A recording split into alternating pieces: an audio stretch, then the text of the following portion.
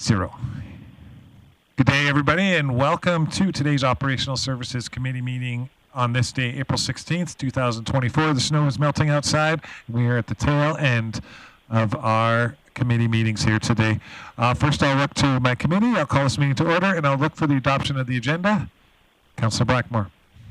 So moved. Right. So Councillor Blackmore moves the agenda approval as it is. Yes. And that passes unanimously, which moves us right into reports. And we'll start with the only item on our agenda here today, item 4.1, the service area update. And I'll turn that over to Chief Glavin. Thank you, Chair Thiessen. I'm going to start up with a brief update on a major project that was a collaboration between the city, the province, and the county. Back in May 5th, 2023, when the Dunes West fire began, we began having discussions with the province and the county about better protections for the city and the county moving forward, and ultimately that led to the commencement of the construction of the Southeast Grande Prairie fire break. The break is currently 100 meters wide from Resources Road northward, as well as east of Evergreen Park, and then north up to Aspen Ridge, and the rest of it's approximately 60 meters wide, with some deviation here and there for some of the terrain issues that were encountered. In addition to that, there's the Dunes West fire breaks that were not part of our agreement, but are adjacent to the Southeast fire break, that are primarily 30 to 40 meters wide, that are complete as well. It currently looks as though the costs of the construction of the Southeast fire break are settling at around $4.2 million. The grant was for up to $5 million, and it is currently expected that municipal contributions will not be required to fund the fire break. We do not have total confirmation yet that there will be no requirement for a municipal contribution until the province reviews the financial submission, but it appears to be unlikely that the municipal contribution will be needed. Moving on to engineering services, we have posted our tender for trail rehabilitation, as well as requests for quotes for asphalt crack sealing, our RFP for traffic signal pole and pylon sign inspections, as well as our RFP for sidewalk and trail inspections. We've recently closed our tender for phase 2 of our road rehabilitation program, and the RFP for the Bear River Control Structure Armory design. As well, we're preparing for construction season. We don't have confirmation yet on when asphalt plants will be up and running, but we are expecting construction may start a little bit earlier than usual this year. One of the larger projects that we're preparing for is on Old Highway 43, so 116th Avenue between 100th Street and 102nd. We've started reaching out to some of the adjacent properties on there, to give them a heads up, as well as communications. We'll have a detailed plan on how we'll be communicating that, as well as we will have a traffic management plan to best mitigate some of the traffic disruptions that will be likely encountered on that route. Another project that engineering is currently working on is the review of the city's land development policy.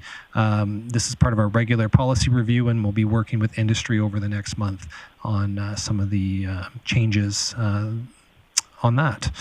In facilities, the Center 2000 siding replacement, repair and painting has been posted on bids and tenders, as well as the RCMP parkade slab remediation design and construction has been awarded. In transit, continues to be good news on the ridership front. Looking at the first quarter of 2024 over 2023, we have total ridership increase of about 63%, and our total fare revenue is up 56%. And the reason why you have some of that deviation is just we do allow free travel for the youth in the community.